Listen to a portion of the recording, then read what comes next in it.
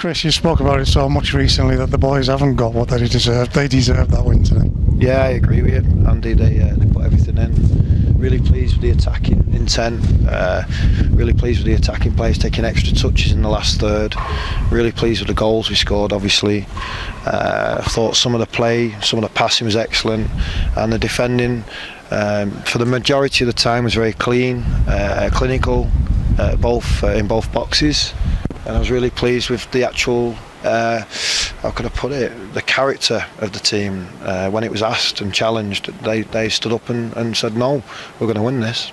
They had a little spell at the end. You'd probably expect that with them being the home side, but other than that, we've dominated that game. We've dominated a team that's not lost under a new manager. I don't think they've lost in the last 3 home games.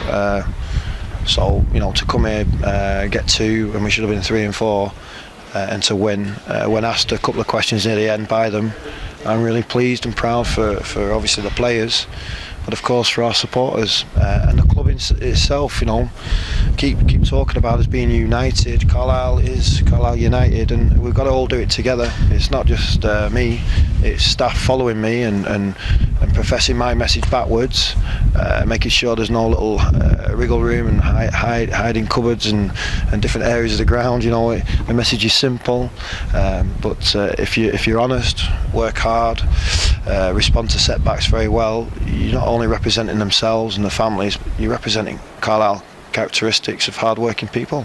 1 defeat in 9, 17-point gap to the bottom spot. Surely we can put all of that behind us now, the situation that you took over, and really start to look forward.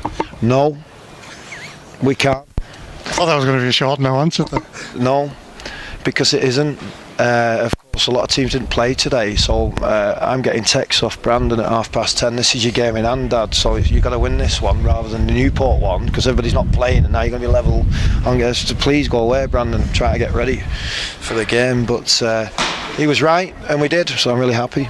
And it's the performance, isn't it? You've mentioned those fans. They've come again and seen a performance that mirrors what you talk about. Yeah, and it's great that we can give them that. You know, hopefully their journey home now will be very good and safe. It's a long way back to Carlisle, and same as ours.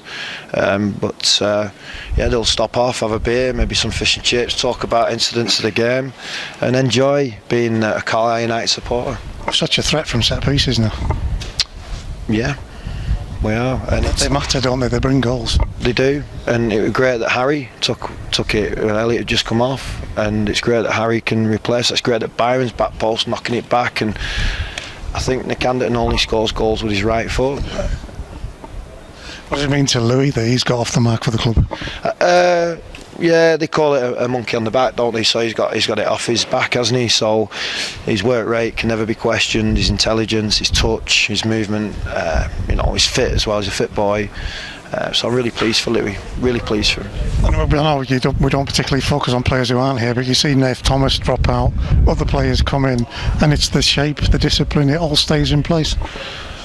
Well, at the moment it does, and we've got to make sure that does stay in place for them remaining games. You know, that's why it's a no from me in terms of us being safe. We've got to push on, but I'd like us to still pass better, make cleaner decisions when we get our noses in front and get a position of strength. Enjoy this position of strength by being even cleaner in your work, because then the game really comes to you in terms of while you're not searching for the third, you end up really dominating and getting the third. And we nearly did actually.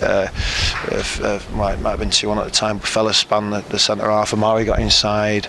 You know, I thought Amari was excellent today. One blemish from the day. That's Webster's 10th yellow card, so that'll be a couple of games that he'll have to sit out. Yeah. It was a shame for Byron, because we needed him, didn't we, in the last 10 minutes. It was him winning first contact, it was him volleying it over in the wind and the gust, and he was making sure it was clean. It was him challenging when it broke on the left side of the box. I know he gave a foul away, it looked quite close to possibly being a penalty, but ultimately it was him doing that, supported by Aaron, obviously Gethin and Nick. And we've shown it doesn't matter who drops out, there are players who are chomping at the bit to get involved again. Well, we'll see, won't we, because somebody's going to have to play instead of Byron. Thanks for your time, Chris.